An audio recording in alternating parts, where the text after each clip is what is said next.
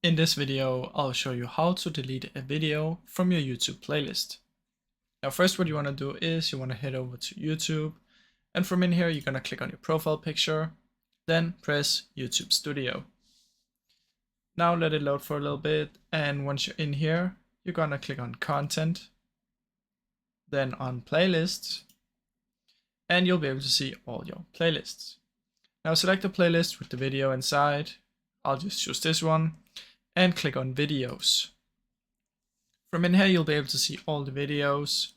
So what you want to do is you want to click on the three dots, and you can either remove it from the playlist or you can delete the video completely from YouTube.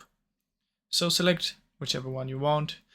Keep in mind though, if it's another person's video, of course you cannot delete it, you can just remove it from the playlist. That's basically how you can do it, guys. Now I really hope you enjoyed this video, and if you did, please leave a like and subscribe as it helps me out a ton.